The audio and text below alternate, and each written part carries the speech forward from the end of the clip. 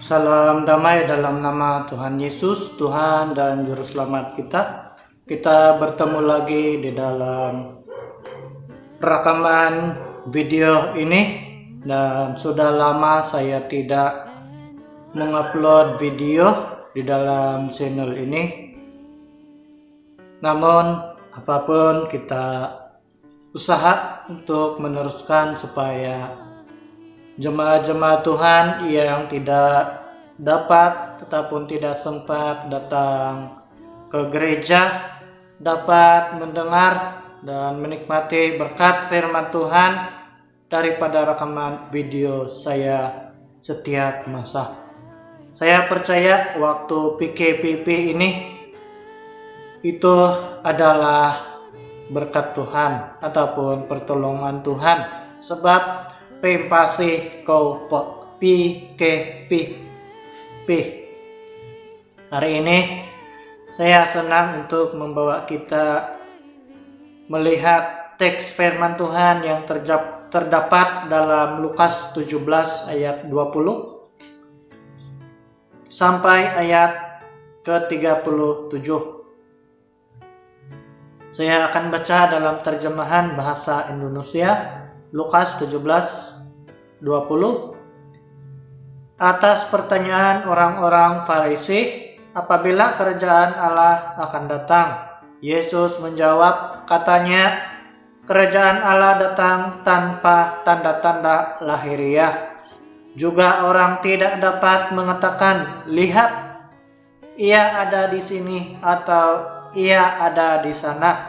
Sebab sesungguhnya kerajaan Allah ada di antara kamu. Dan ia berkata kepada murid-muridnya, akan datang waktunya kamu ingin melihat suatu daripada hari-hari Anak Manusia itu, dan kamu tidak akan melihatnya. Dan orang akan berkata kepadamu, lihat ia ada di sana, lihat ia ada di sini. Jangan kamu pergi ke situ, jangan kamu ikut. Sebab sama seperti kilat memancar dari ujung langit yang satu ke ujung langit yang lain, demikian pula lah kelak halnya Anak Manusia pada hari kedatangannya. Tetapi ia harus menanggung banyak penderitaan dahulu dan ditolak oleh angkatan ini. Dan sama seperti terjadi pada zaman Nuh, demikian pula lah halnya kelak pada hari-hari Anak Manusia. Mereka makan dan minum, mereka kawin dan dikawinkan, sampai kepada hari Nuh masuk ke dalam bahtera. Lalu datanglah air bah dan membinasakan mereka semua.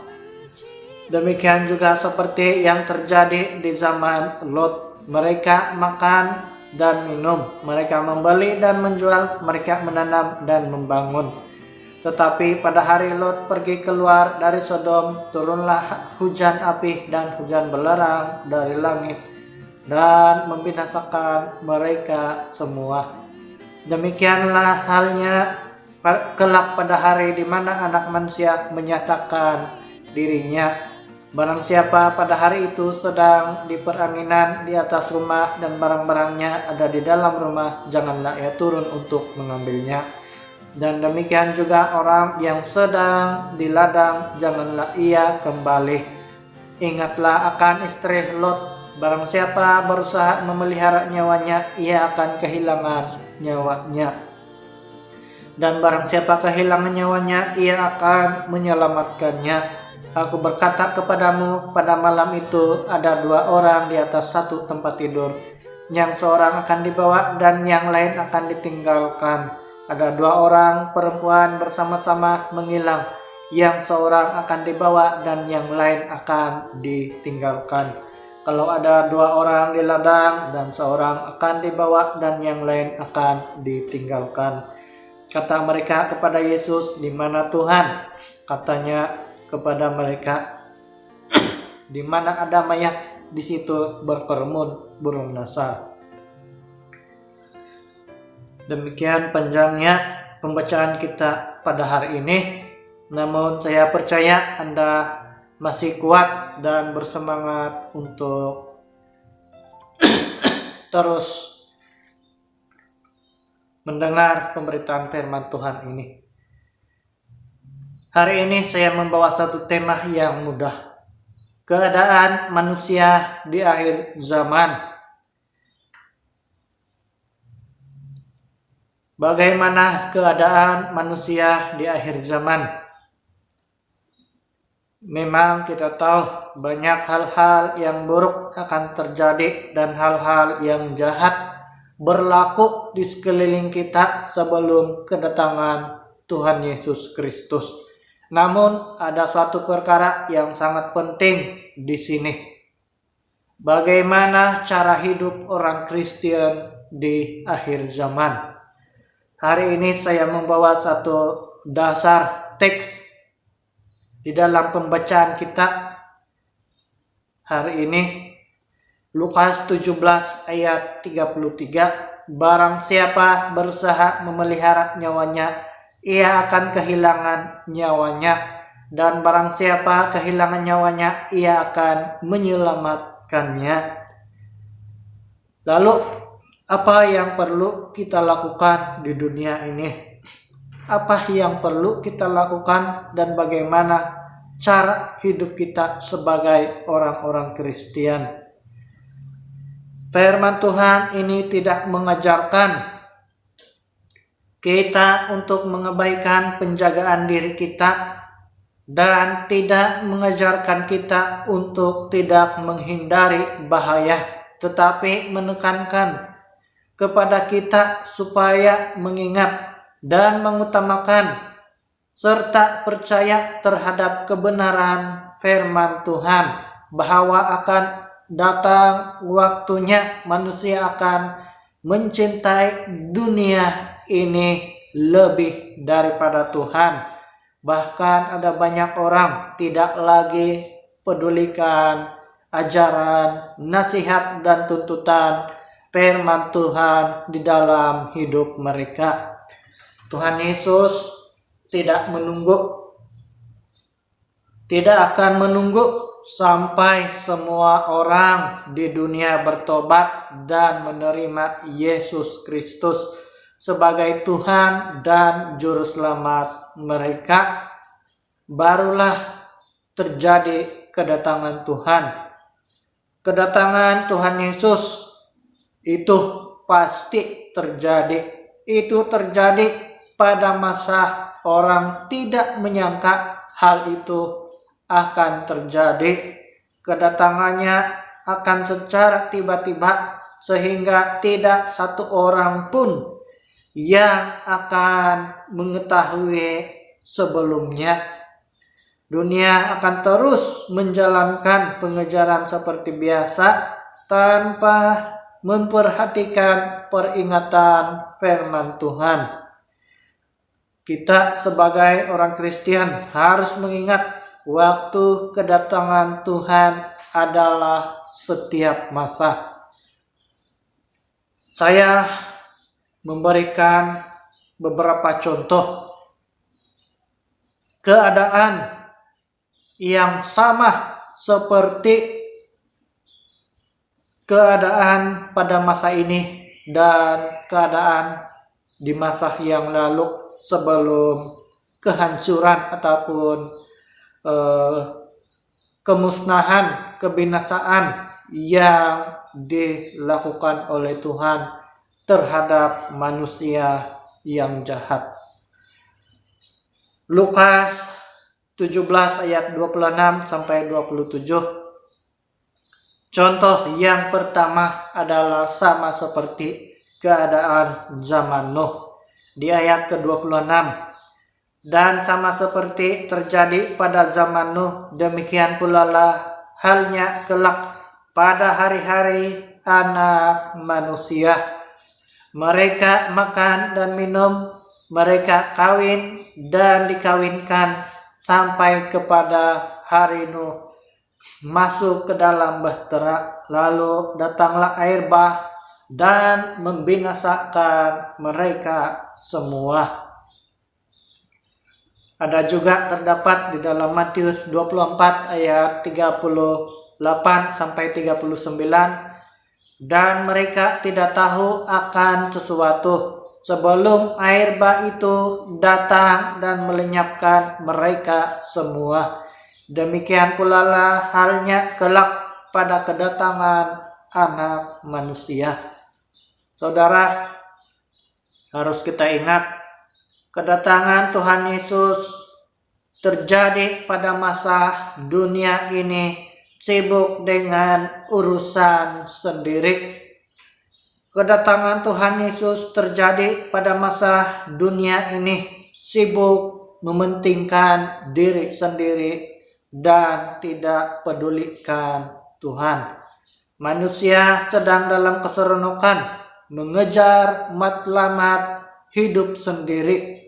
Manusia sedang dalam keseronokan mengejar cita-cita, impian, dan angan-angan sendiri di dunia ini yang mereka kira itu adalah tujuan ataupun pengakhiran hidup mereka yang sesungguhnya. Saudara, harus kita ingat bahwa keadaan dunia menjelang akhir zaman sama seperti zaman Nuh. Keadaan ataupun aktiviti di dunia berjalan seperti biasa, sama ada itu aktiviti jahat ataupun aktiviti yang baik. Pada waktu Nuh membina bahtera yang besar itu, tidakkah kita heran tidak ada orang yang datang kepada Nuh dan meminta mereka juga turut bersama-sama dapat naik ke dalam bahtera tersebut? Tidak herankah kita kenapa hanya satu keluarga Nuh dan anak-anak istri mereka sahaja yang selamat bersama-sama dengan hewan-hewan yang lain yang masuk di dalam bahtera? Di manakah orang ataupun keluarga orang lain yang bukan berasal daripada keluarga Nuh yang naik ke dalam bahtera itu? Nah, saudara, tahukah kita mereka sedang sibuk, mereka sedang berusaha, mereka sedang mengejar impian mereka sendiri dan tidak peduli dengan ajaran Tuhan. Hati mereka sudah jauh daripada Tuhan dan mereka tidak hidup dengan benar di hadapan Tuhan. Kata dikawinkan, kawin dan dikawinkan di dalam ayat 27 itu bukanlah kawin secara normal, perbuatan yang jahat. Kenapa saya katakan itu perbuatan yang jahat? Karena kawin dan dikawinkan itu luar biasa. Kawin itu perkara biasa, tetapi dikawinkan itu suatu hal yang sangat ganjil ataupun tidak biasa. Itu bukan hal yang normal.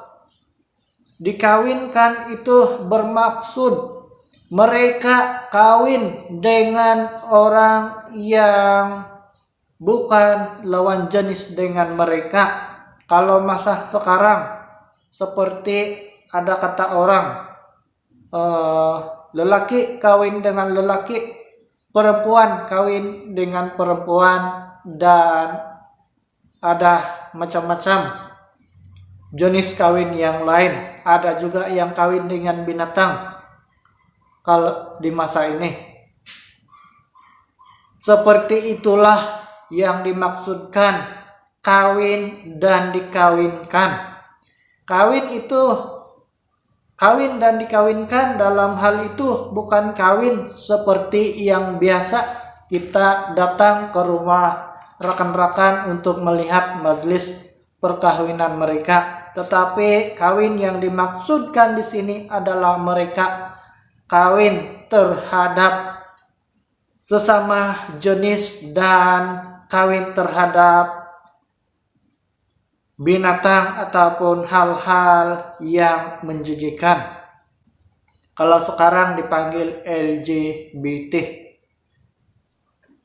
Seperti itulah yang terjadi pada waktu sebelum Nuh naik ke dalam bahtera. Mereka kawin sesama jenis, lelaki dengan lelaki, perempuan dengan perempuan, manusia dengan hewan.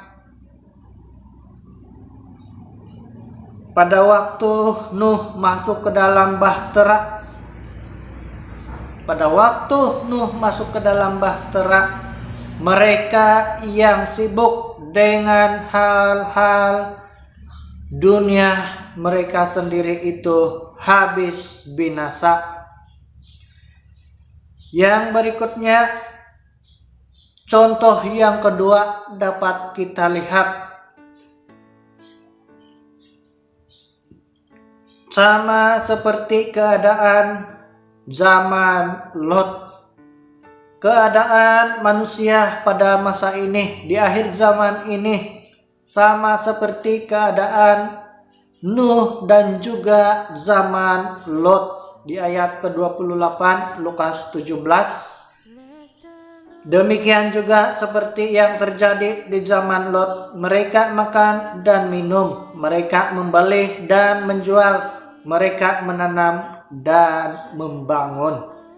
Tetapi pada hari Lot pergi keluar dari Sodom, turunlah hujan api dan hujan belerang dari langit dan membinasakan mereka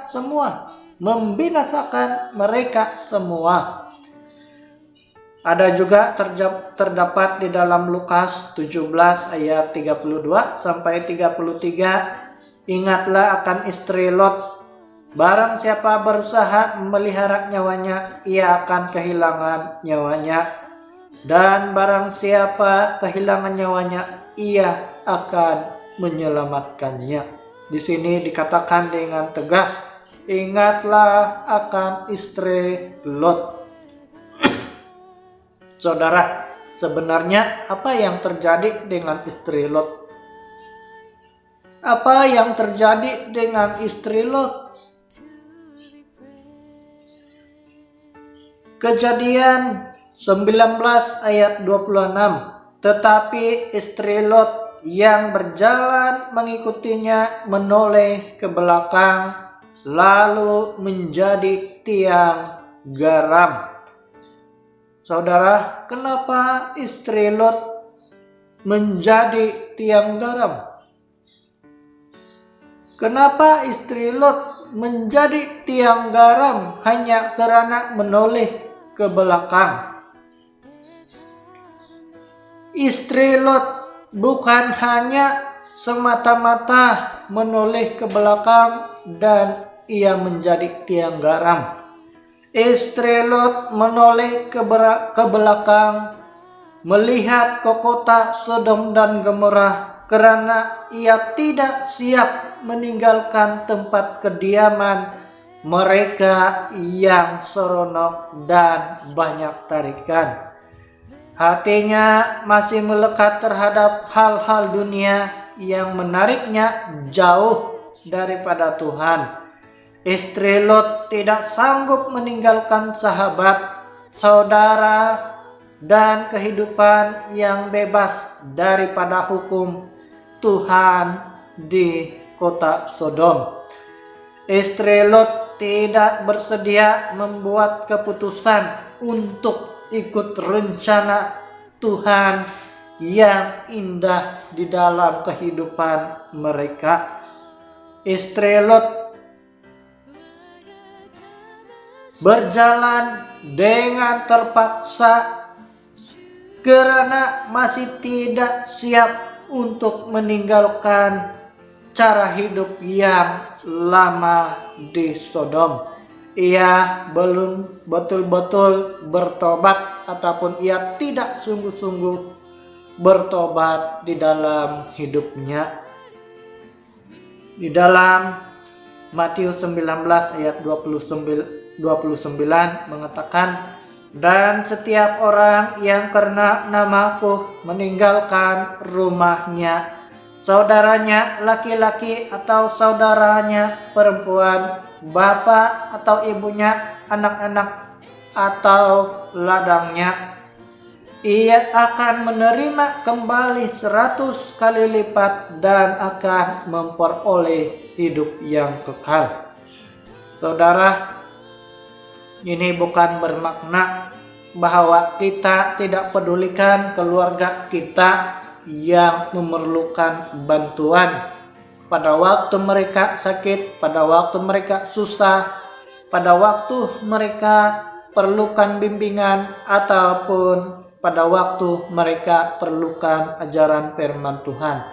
Tetapi maksud di dalam hal ini adalah kita sebagai orang-orang Kristen harus ada keputusan yang tegas untuk memilih, ikut, dan percaya kepada Yesus Kristus sungguh-sungguh dalam kehidupan kita.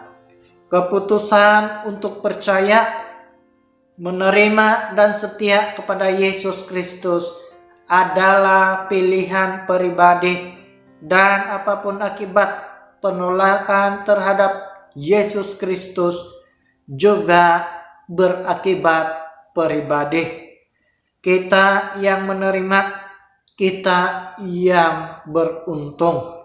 Kita yang menolak, kita yang rugi, bukan orang lain. Jadi kita yang perlu secara pribadi buat keputusan yang tepat untuk mengikut jalan Tuhan. Bagaimana dengan kehidupan kita? Mungkinkah kita sama seperti orang-orang di sekeliling pada waktu Nuh sibuk membina bahtera? Mereka sibuk dengan pekerjaan sendiri dan tidak pedulikan apa yang dikatakan oleh firman Tuhan ataupun ajaran firman Tuhan kepada mereka. Pada waktu Nuh, banyak orang di dunia berbuat jahat, mengejar impian mereka sendiri, dan berjalan di dalam rencana hidup mereka tanpa Tuhan. Mereka bukan tidak tahu ada Tuhan. Mereka tahu ada Tuhan, namun tidak hidup sesuai dengan tuntutan Tuhan. Bukan mereka tidak mendengar tentang keselamatan dan kebinasaan yang akan dilakukan oleh Allah pada waktu Nuh sedang ataupun pada sebelum Nuh membuat bahtera dan masuk ke dalam bahtera itu sebelum dibinasakan. Manusia yang ada di sekeliling di dunia ini dibinasakan oleh Tuhan. Apakah kita seperti orang-orang di sekeliling Nuh? Saya percaya kita tidak hidup seperti itu dan Anda tidak hidup seperti itu. Yang kedua, berikutnya,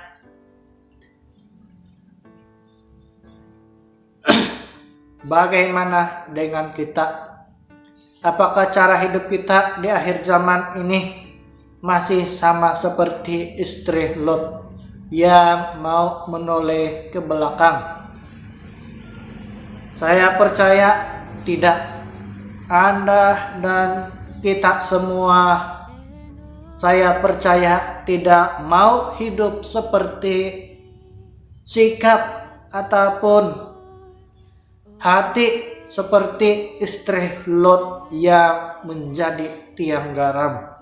Saudara, Saya bagi satu contoh yang paling senang. Sekarang orang lagi susah kalau tidak memiliki data di handphone mereka. Orang susah hati kalau tidak ada kredit handphone mereka, berbanding dengan tidak ada Tuhan di dalam kehidupan mereka. Coba bayangkan, satu hari tidak ada line handphone, orang meracau sana sini, naik di atas rumah, turun tangga lah, masuk dalam bilik lah, masuk di dapur lah, keluar di ruang tamu lah, dan macam-macam. Sambil mengeluh, bila ada line, bila saya ada bikin beli kredit, bila ada data saya punya handphone. Sehingga kadang-kadang sanggup ataupun pandai lagi memujuk adik-beradik minta beli kredit. Bila ada data handphone, bukan main gembira lagi. Tapi kalau kita bandingkan dengan keadaan rohani kita, antara tiada data, tiada line, tiada kredit handphone, dengan tiada Tuhan, banyak orang lagi susah hati kalau tiada kredit, data, dan line telepon mereka.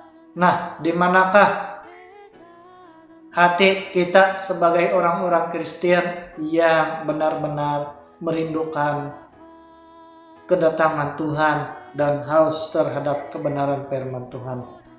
Saya percaya kita tidak sama seperti orang-orang di sekeliling Nuh sebelum dunia ini dibinasakan oleh air bah. Kita tidak sama seperti orang-orang ataupun seperti yang terjadi terhadap istri Lot. Saudara, apa yang perlu kita lakukan di sini? Yang pertama, mengarahkan diri ke hadapan. Filipi 3 ayat 13 sampai 14. Saudara-saudara, aku sendiri tidak menganggap bahwa aku telah menangkapnya, tetapi ini yang kulakukan.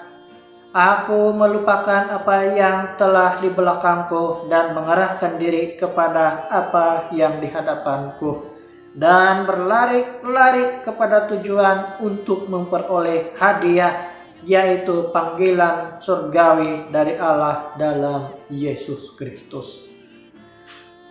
Itu yang pertama, saudara, mengarahkan diri ke hadapan dan berlari terus kepada Yesus Kristus. Yang kedua, waspada selalu. Hidup ini kesempatan namun jarang bagi orang yang lalai. Lukas 21 ayat 34 sampai 36.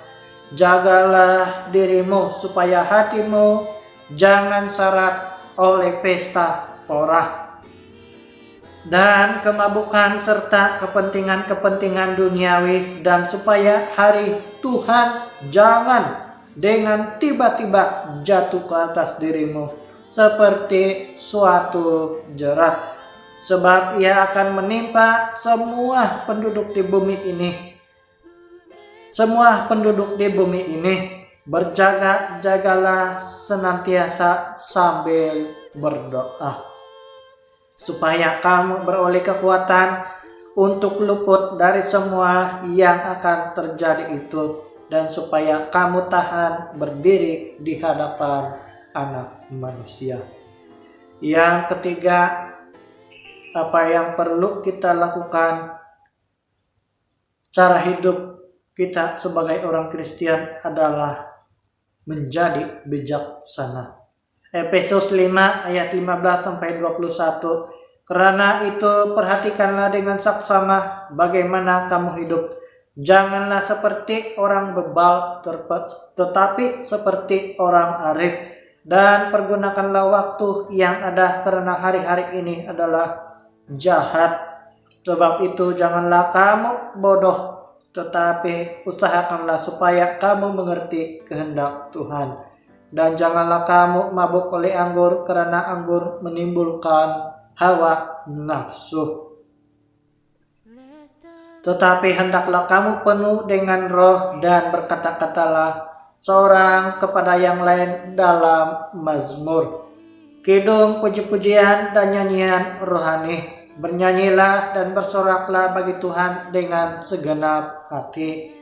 Ucaplah syukur senantiasa atas segala sesuatu dalam nama Tuhan kita Yesus Kristus kepada Allah Bapa, Allah dan Bapa kita, dan rendahkanlah dirimu kepada yang lain di dalam takut akan Kristus. Saudara, itulah hal yang perlu kita lakukan selagi kita memiliki kesempatan di dunia ini. Kita sebagai orang-orang Kristen haruslah mengingat bahwa hidup ini adalah kesempatan. Apa yang penting, saudara, marilah kita terus memandang kepada Yesus Kristus. Kiranya firman Tuhan yang saya kongsikan pada hari ini itu menjadi kekuatan rohani kita dan ingatan kita, supaya kita dapat mengambil keputusan yang tegas dan berjaga-jaga di dalam setiap keadaan hidup kita. Di dalam nama Tuhan Yesus, saya mengakhiri perkongsian firman Tuhan ini. Amin. Mari kita berdoa. Tuhan Yesus, kami mengucap syukur untuk pertolongan, pimpinan, dan kuasa-Mu.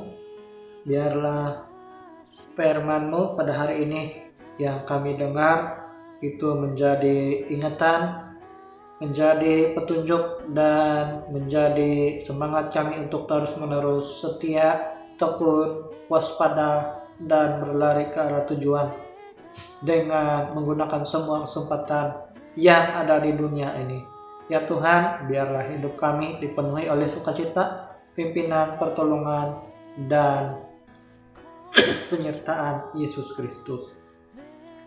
Berkati semua jemaat yang telah mendengar rekaman video ini, dan biarlah hidup mereka dipulihkan oleh Yesus Kristus sepanjang masa. Di dalam nama Yesus kami berdoa. Amin.